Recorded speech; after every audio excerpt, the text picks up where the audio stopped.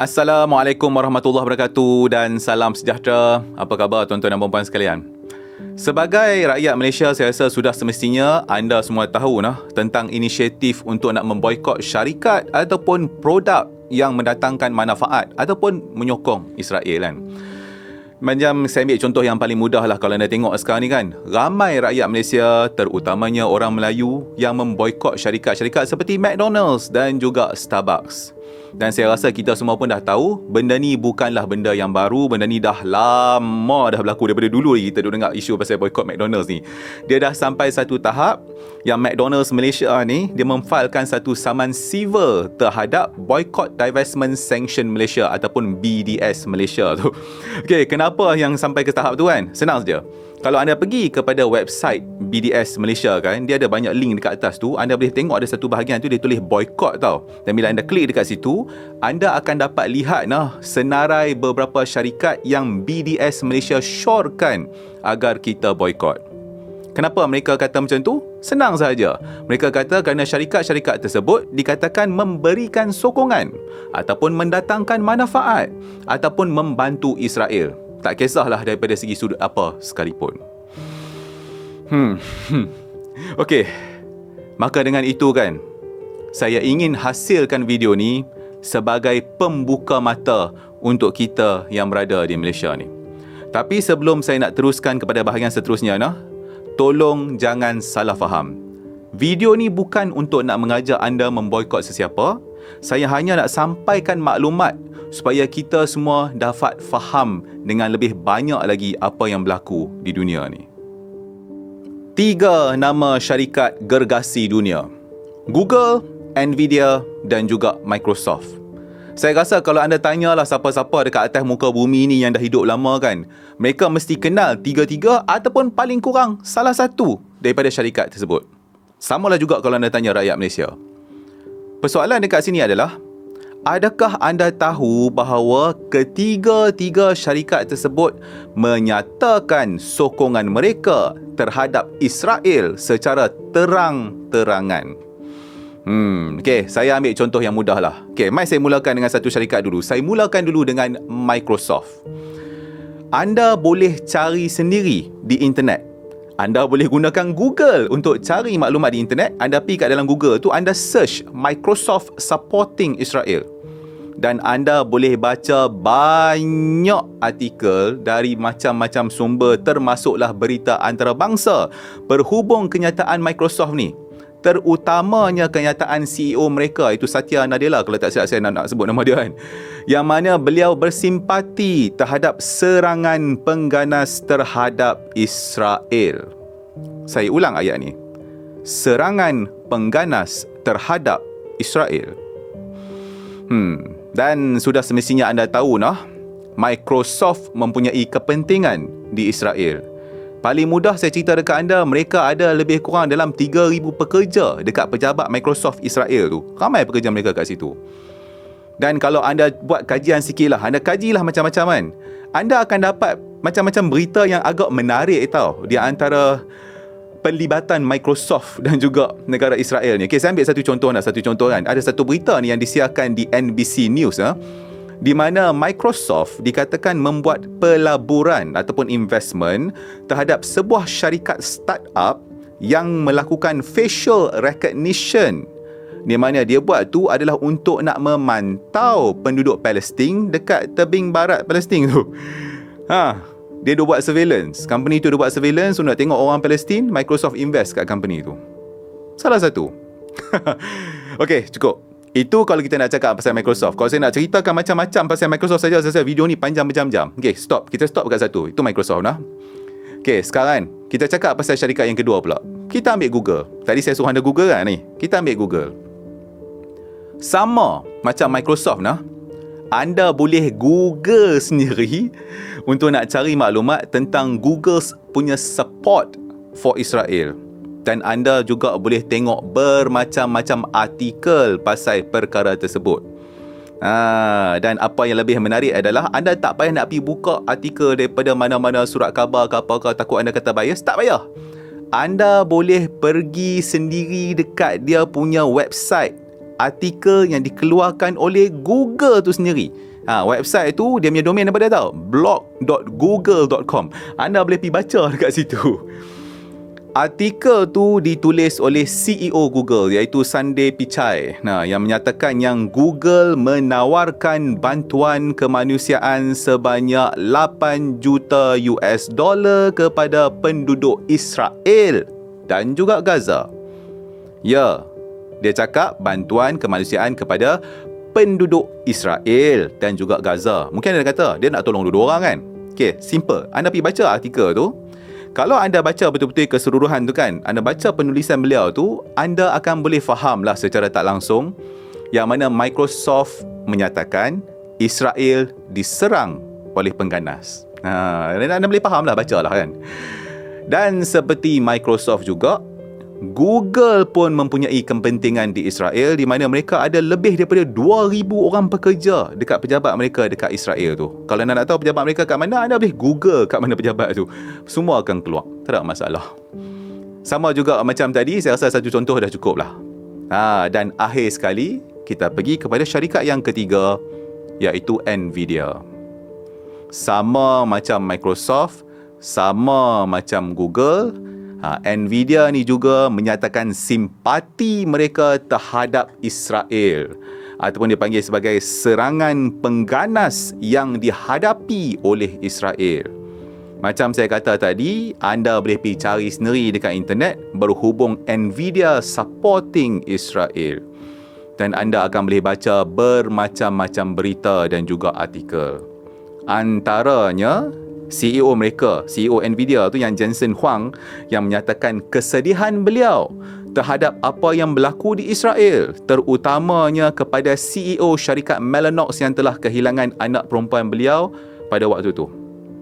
Okey, saya berhenti kat sini Ustaz. Ya, memang benar. Kehilangan anak ni kan, tak kisahlah kehilangan anak ke siapa-siapa, kehilangan nyawa, tanpa mengira bangsa, tanpa mengira agama, tanpa mengira negara, tak kisah, tak payah nak kira apa, adalah satu perkara yang memang patut kita berikan simpati. Cuma persoalan dekat sini adalah, yang dekat Palestin tu berapa ramai dah yang mati? Budak kecil, budak besar, budak lelaki, budak perempuan. Tak ada pun kenyataan yang dibuat. Kan? Okey, tak apa. Patah balik kepada cerita Nvidia ni kan. Sama seperti Google, sama macam Microsoft, Nvidia juga mempunyai pekerja-pekerja di Israel. Kalau nak ikutkan, dia ada lebih kurang dalam 3,300 orang dekat pejabat-pejabat mereka di Israel tu. Ini adalah maklumat daripada Nvidia tu sendiri. Dan ni saya nak tambah satu cerita sikit lah. Adakah anda tahu pada tahun 2019 dulu, Nvidia telah membeli sebuah syarikat yang saya sebutkan awal tadi, nama dia Mellanox, pada harga 7 bilion US dollar. Syarikat bernama Mellanox dibeli pada harga 7 bilion US dollar. Yang beli siapa? Nvidia. Jadi Mellanox Technology Limited ni adalah syarikat Israel Amerika yang merupakan pembekal produk-produk rangkaian komputer. Nah, itu kalau daripada segi perniagaan itu perniagaan tau. Nampak macam mana Nvidia memberikan sumber pendapatan ataupun sumber ekonomi kepada Israel. Lepas tu kita tanya lagi, adakah Nvidia memberikan bantuan kemanusiaan kepada Israel? Ya, senang saja tuan-tuan dan puan-puan sekalian, anda boleh Google, jawapannya ya. Nvidia telah membantu untuk mendapatkan sumbangan sebanyak 15 juta US dollar. Sama macam ayat-ayat orang lain, untuk membantu penduduk Israel dan juga Gaza. Persoalan terbesar di sini, adakah hanya Google, Microsoft dan Nvidia sahaja yang memberikan sokongan kepada Israel ni? Adakah hanya 3 syarikat tu sahaja yang memberikan keuntungan kewangan ataupun membantu ekonomi Israel ni? Jawapan dia apa? Senang tuan-tuan dan puan-puan sekalian. Tidak. Bukan 3 tu sahaja. Banyak lagi. Paling senang, Facebook ada, Apple pun ada.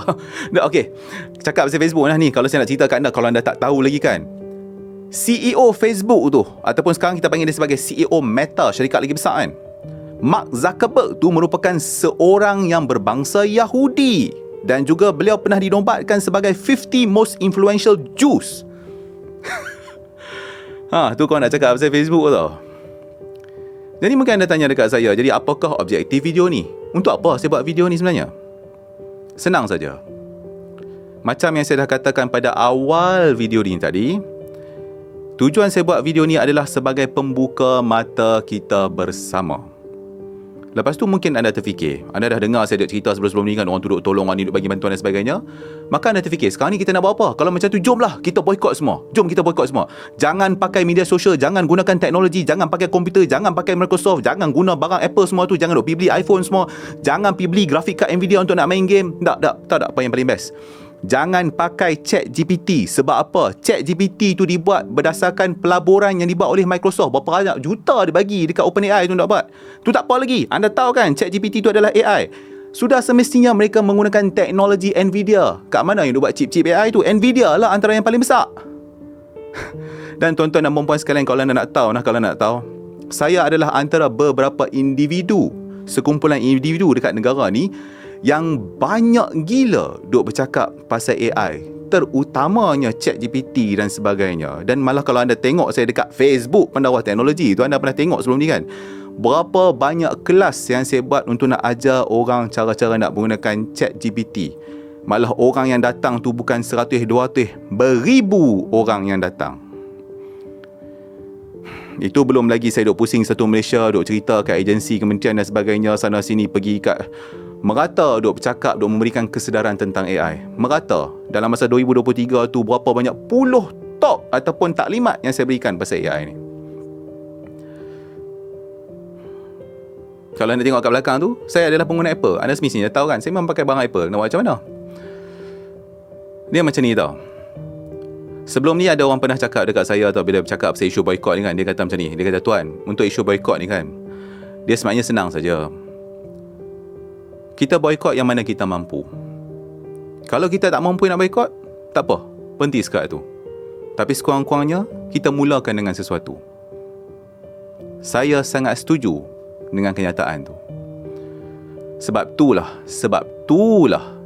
saya nak membuka mata kita semua. Saya nak kita kat Malaysia ni faham satu benda tau.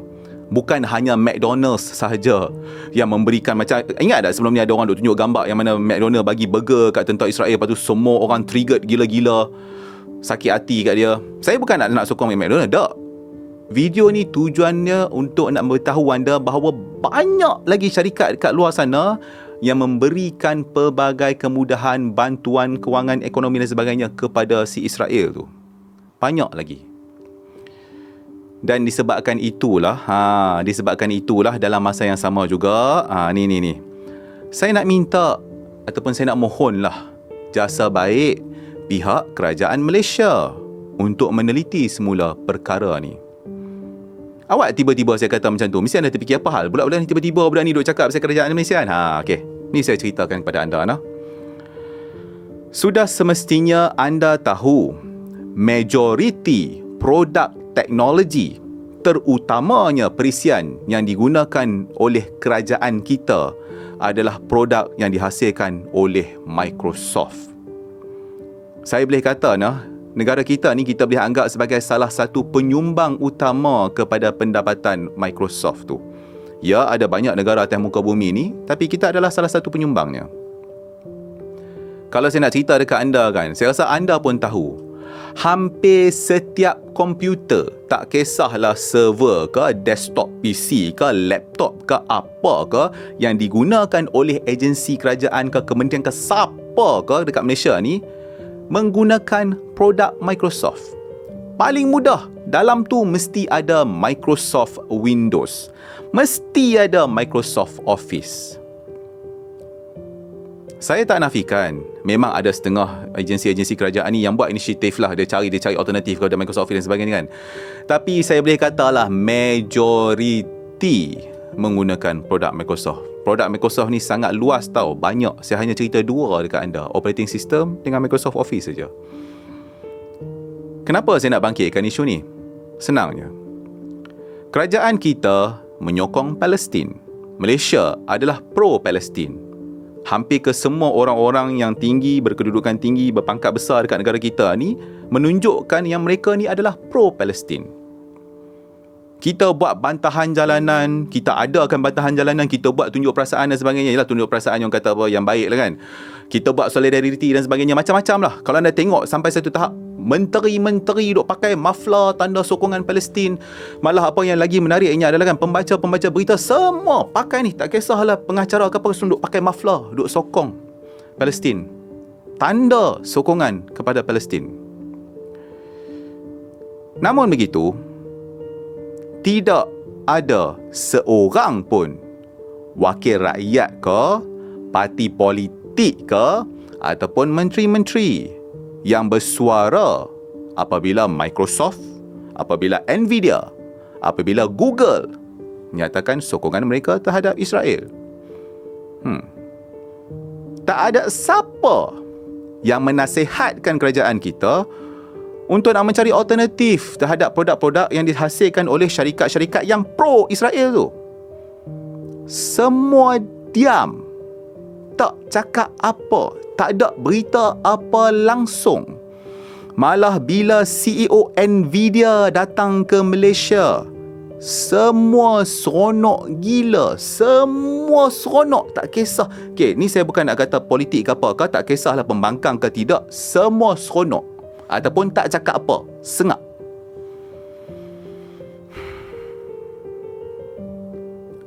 Seperti yang saya katakan tadi nah, saya tak suruh anda boikot apa-apa. Dan macam saya kata dekat anda, saya sendiri tak payah pijuh, saya sendiri menggunakan produk-produk syarikat tersebut. Saya pernah pakai Microsoft. Walaupun sekarang ni saya duk pakai produk Apple, saya duk gunakan Apple. Saya duk pakai ChatGPT, saya duk pakai semua. Macam-macam saya duk pakai. Saya duk gunakan media sosial, saya duk gunakan internet. Saya adalah orang yang mempromosikan teknologi. Dan seperti mana yang anda duk dengar tadi, dan kalau anda search sendiri kat internet, kebanyakan teknologi ni mesti ada kaitan dengan Israel. Mesti ada. Apa yang saya cuba nak minta dekat sini adalah agar pihak kerajaan melakukan sesuatu dalam hal ni. Contoh, okey lah, saya ambil lah contoh yang paling mudah, tak nak pijuh lah contoh kan. Kita boleh tengok macam contohnya server-server yang dipakai oleh kerajaan. Berlambak server-server tu yang masih lagi menggunakan operating system Windows Server. Contohan. Jadi antara benda yang kita boleh buat, mungkin kita boleh galakkan penggunaan operating system daripada open source. Katakanlah daripada Linux ke apa, tak kisahlah. Macam-macam tu ada kan. Itu satu benda yang boleh kita buat. Kita boleh buat benda tu secara berfasa, pelan-pelan. Mungkin kita boleh mencari alternatif kepada Microsoft Office contohnya. Tak pasti, ada macam-macam tu ada. Cubalah kan. Kenapa saya kata macam ni kan? Suatu masa dulu, saya tak tahu anda tahu ke tidak kan, kita pernah ada satu inisiatif untuk nak menggunakan produk open source dalam sektor awam. Saya pernah nampak banner-banner dia dulu masa saya duduk pergi buat kerja kat kementerian semua tu kan. Dia kata nak pakai open source lah, apalah. Betul lah, tak jadi apalah, tak tahan lama. Jadi mungkin kita boleh mulakan benda tu semula lah kan. Saya tak suruh kerajaan kita boikot produk-produk tu. Saya tak suruh anda stop pakai Microsoft dan Apple dan sebagainya. Saya tak suruh anda semua pakai Linux ke Ubuntu ke. Kalau boleh pakai, bagus lah kan. Cuma saya nak ceritakan kepada anda, banyak lagi syarikat-syarikat di luar sana. Dan sebab tu kita kena sentiasa baca, kita kena sentiasa memahami, kita kena tahu macam-macam. Jangan menilai sesuatu tu hanya dengan emosi semata-mata. Jangan membuat sesuatu tu hanya berdasarkan sentimen ataupun tiba-tiba ramai-ramai dia buat, kita pun nak ikut. Tak. Buatlah sesuatu berdasarkan pemahaman dan pengetahuan. Baca benda tu. Benda tu semua ada kat internet. Bacalah. Okey. Jadi saya rasa itulah dia tuan-tuan dan puan sekalian. Dan seperti apa yang saya katakan tadi video ni hanyalah sebagai pembuka mata sahaja. Ini bukan satu gerakan untuk nak memboikot dan sebagainya. Dan saya tahu dan saya sendiri tak akan nafikan, susah untuk kita nak berhenti nak gunakan benda-benda teknologi dan sebagainya. Dan ada setengah ni adalah menjadi sumber pendapatan kita pun. Memang ada orang kata, okey, carilah pekerjaan lain dan sebagainya. Lebih senang cakap daripada nak buat. Dan betul lah, macam saya kata tadi kan, saya sangat setuju apabila ada orang kata, hentikan penggunaan benda-benda yang tak perlu. Sikit pun jadilah sebagai tanda sokongan, sekiranya kita menyokong. Tapi kalau tak boleh, tak apalah. Berhentikan sekat itu saja. Macam akhir saya rasa bolehlah saya nak akhirkan video ni kan. Saya nak kata dekat anda satu, nasihat saya satu je. Jangan terlalu taksub kepada satu inisiatif. Macam yang saya katakan tadi, fahami dulu apa yang berlaku dekat sekeliling kita, buat penilaian secara baik dan barulah bertindak. Okey, tuan-tuan dan puan sekalian, saya rasa sampai sini dululah untuk video kali ini. Jadi saya nak ucapkan jutaan terima kasih kepada anda kerana sudi menonton. InsyaAllah kita akan jumpa lagi di episod yang seterusnya. Assalamualaikum.